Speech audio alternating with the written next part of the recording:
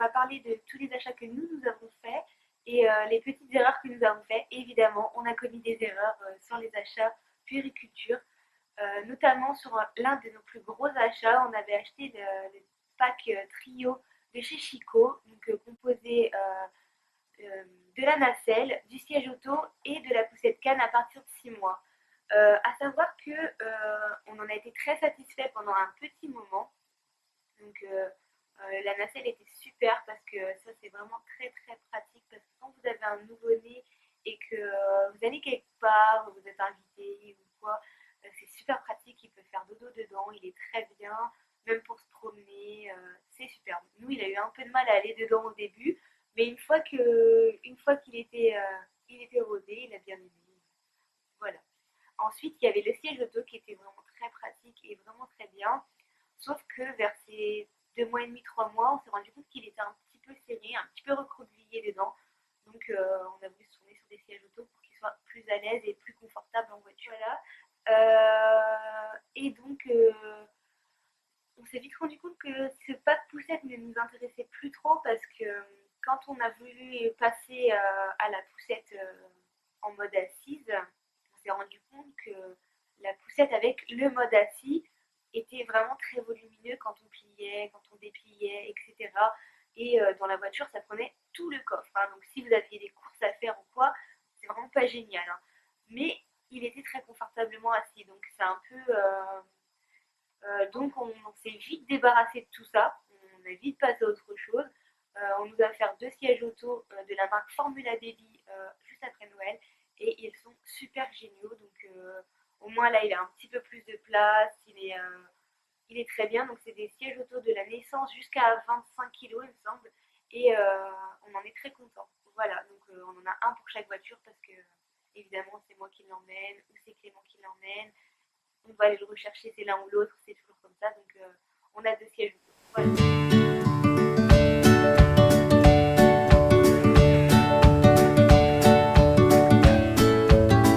Pour la poussette, du coup, il a bien fallu qu'on en achète une autre. Donc on s'est tourné sur la poussette Recaro en fait, et qui est super. Elle est très légère, elle prend peu de place et il est superbement bien. Alors voici la poussette. Donc c'est la Recaro. Voilà comment elle est pliée. La voici donc dépliée, tout simplement.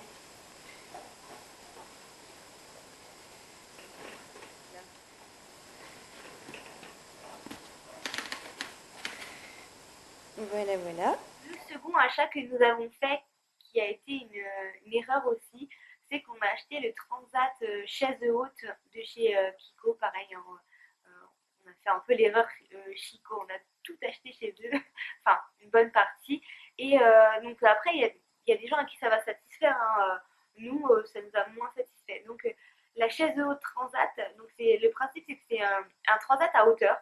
Et après, ça se transforme en chaise haute pour quand il commence à manger tout ça. Donc nous, dès qu'on posait dans le transat, c'était les hurlements, les cris, il n'a jamais voulu aller dedans, on ne pouvait pas le poser une minute dedans, c'était vraiment pas terrible. Nous, on s'était tourné sur ce type de transat à hauteur parce on avait Mucho, enfin, toujours Mucho qui est là, et on avait peur qu'il lui saute dessus parce il a eu tendance à être assez nerveux en fait. Hein. Il est très très nerveux, très joueur.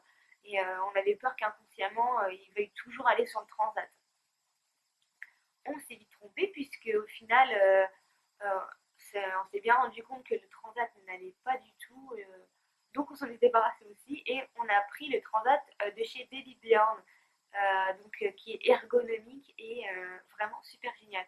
On a pris l'arche de jeu qui va avec sur le dessus et il est superbement bien assis, très confortable et pour l'instant je lui donne aussi ses petites purées ou ses compotes dedans. Voilà, donc ça on en est très très satisfait et c'est un transat qui va jusqu'à, il me semble c'est 2 ans ou 18 kilos, ça doit être quelque chose comme ça, donc autant dire que c'est vraiment très pratique. Les petits transats de chez Baby Bjorn avec la petite arche de jeu. Coucou, ça te plaît? Tu regardes la caméra? Ouais. Coucou. Ça t'intrigue, hein? Ouais. Nous n'avons pas acheté de balancelle car c'est quelque chose qu'on qu'on n'a pas voulu prendre parce que pour plusieurs raisons. Donc déjà, on voulait pas trop l'habituer au balancement, etc. Et on avait peur que ça lui plaise pas du tout et de faire un achat un peu inutile. Et au final, il s'en est assez bien passé, même si je pense il aurait pu en avoir, il aurait pu être très bien dedans à la naissance, petit et tout. Je pense que ça doit être vraiment apaisant, etc. Mais bah, on s'en est passé tout simplement. Ensuite, le babyphone. L'achat babyphone a été pour nous plein de péripéties. On nous a offert un babyphone acheté sur internet qui en fait marchait pas la nuit en fait. Il marchait très bien le jour, il avait fonction berceuse, talkie-walkie, vous pouvez lui parler, etc. Un écran assez grand, tout ça, mais le mode infrarouge en fait ne marchait pas du tout. On ne voyait pas la nuit, c'était tout noir dès qu'on éteignait la lumière, les volets la nuit, on ne voyait rien du tout. Donc on a vite changé de babyphone pour un autre et il marchait aussi, sauf que bah, du jour au lendemain le son ne marchait plus du tout. Donc pas de bol, hein, encore une fois. Donc on nous l'a échangé contre un autre babyphone et pour l'instant ça a l'air de bien fonctionner. C'est un Motorola. Voilà, il est présenté comme ceci, donc c'est un très grand écran et on en est très satisfait. J'espère qu'il va marcher assez longtemps celui-là puisque on a l'air de ne pas avoir de chance avec les babyphones. Voilà. Ensuite, un achat que nous n'avons pas fait non plus, c'est un parc. On n'a pas voulu s'encombrer avec un parc du tout. Donc, soit il est avec nous, soit il est un petit peu dans son transat, soit il fait dodo dans son lit. Voilà, on n'a pas voulu acheter de transat parce que de parc, pardon, parce que voilà, c'était pas un achat qu'on pensait très utile et on s'en passe assez bien. Par contre, nous avons acheté un lit parapluie pour pour quand on va quelque part, etc. Et on s'en est déjà servi une fois récemment, puisque comme je vous ai dit, on s'est séparé de la nacelle, du pack poussette avec la nacelle. Donc du coup, on s'est servi du lit parapluie que nous avons acheté chez Verbaudet. Donc un lit parapluie classique, hein. Voilà. Par contre, nous avons acheté un matelas d'appoint, un peu de voyage. Donc c'est un matelas qui est pliable, qu'on peut transporter et c'est quand même un peu plus épais que les matelas fournis avec les lits parapluies qui sont hyper fins comme ça, hein. Donc autant dire que pour, pour le dodo c'est pas génial du tout. Donc on a acheté un tapis donc, qui fait également tapis de jeu en fait. Soit il fait tapis lit 60 par 120 de 8 cm, soit il fait un tapis de jeu de 4 cm qui fait un gros carré. Donc je trouvais ça super pratique pour quand il va commencer à s'asseoir, qu'il va vouloir jouer, etc. Je trouve ça bien quand il commence à s'asseoir, tout simplement parce que s'il se met à tomber, etc., au moins c'est un petit peu plus rassurant, il tombera sur du mou. Voilà.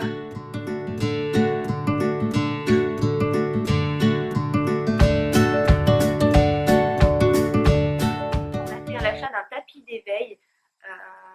Donc moi je voulais un tapis d'éveil qui soit avec les couleurs de sa chambre, qui aille avec la déco de sa chambre, car moi je voulais le laisser tout le temps dans sa chambre pour que dès qu'on a envie on fait de l'éveil dessus, etc. Donc on a pris un tapis d'éveil qui vient de chez Maison du Monde. Donc c'est la collection Gaston en fait. Et on en est complètement fan, hein. Il y a des petits nuages, des petites étoiles.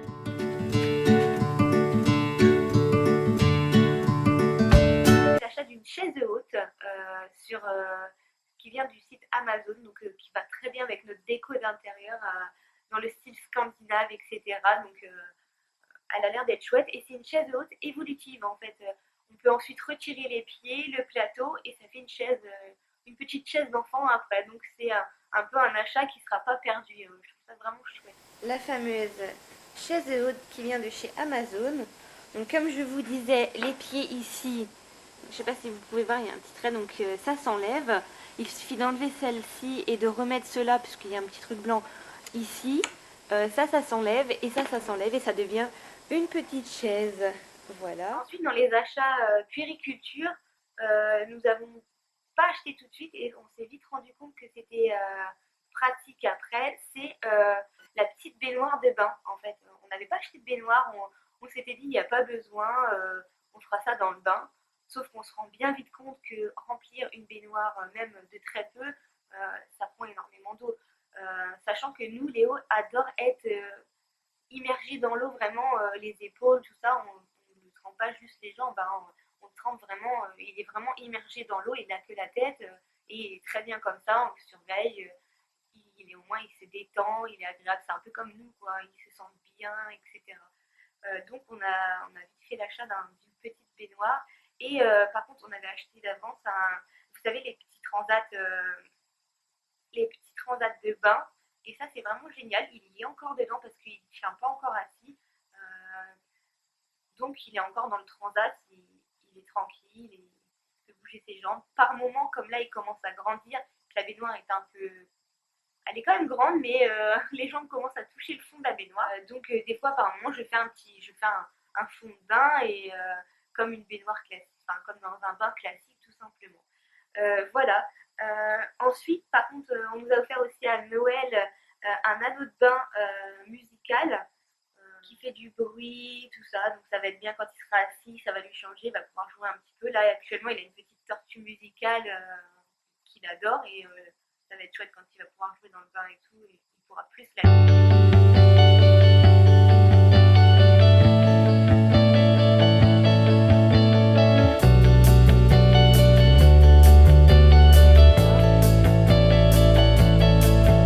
Ensuite, un achat que nous avons fait qui s'est avéré un petit peu inutile, c'est le chauffe-biberon, donc qui a été très pratique pour la maternité. Donc ça chauffait les biberons, hein, parce qu'après, à savoir qu'à la maternité, au départ, ils vous chauffent les biberons et vous les amènent, mais après, ils vous ramènent carrément le stock de biberons et c'est débrouille-toi. Hein. Donc c'est bien d'avoir le chauffe-biberon à la maternité pour chauffer les petits biberons tout simplement. Mais on s'est vite rendu compte que ça chauffait pas terrible en fait. C'était un limite froid, même pas tiède, c'était légèrement réchauffé, un peu tiédi. Donc on s'est vite passé de ça et voilà, on s'en sert pas. Tout simplement.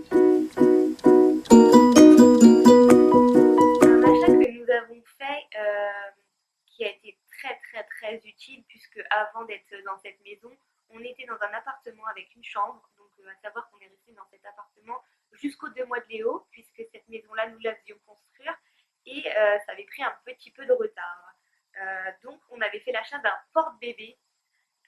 Donc par contre j'avais pas voulu acheter des porte-bébés super chers, donc on avait acheté un chez Kiko qui est très bien, hein, à savoir qu'il coûte pas super cher mais il est super et le seul truc qui fait qu'il était moins cher c'est qu'en fait il va jusqu'à 7, quelque chose comme ça, je crois 10 kilos, 7 ou 10 kilos, quelque chose comme ça. Donc ça n'est pas très loin, mais je m'étais dit au cas si ça lui plaît pas, s'il aime vraiment pas le porte-bébé, j'ai pas envie d'investir dans un super cher et voir.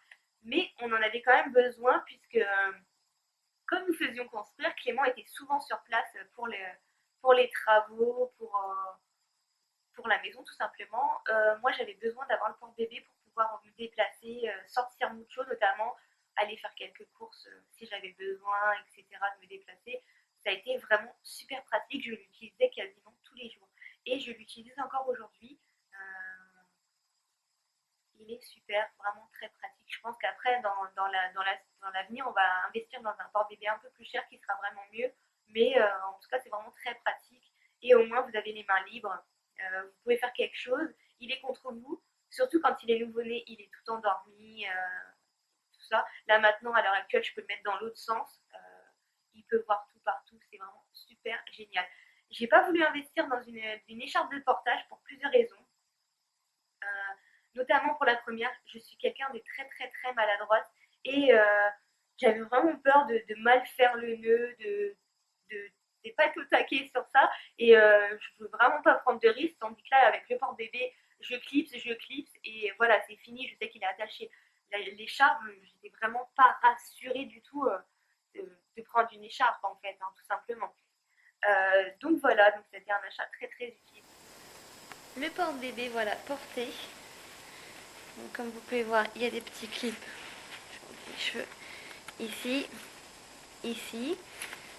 Hop, il n'y a plus qu'à mettre bébé à l'intérieur en fait et à reclipser en haut, simplement. L'un des premiers achats aussi que nous avions fait, c'était le sac à langer.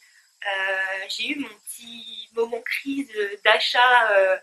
Je veux ce sac à langer, je veux celui-là et rien d'autre. Ça a été le Hamilton Turnberry que on est obligé d'acheter sur le site officiel et qui vient directement d'Angleterre. C'est un superbe sac à langer.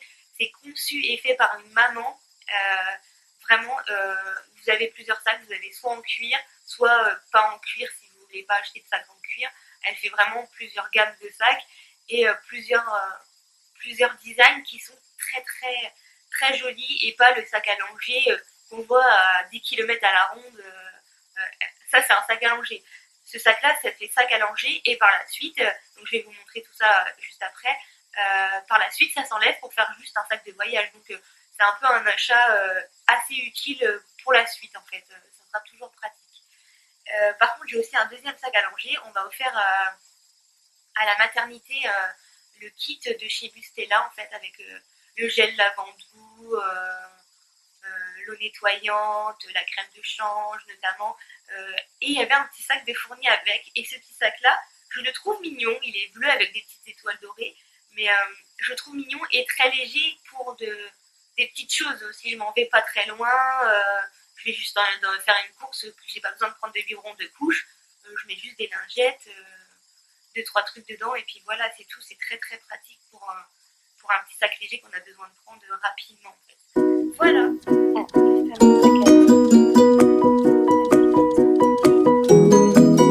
Matelas allongé et le petit sac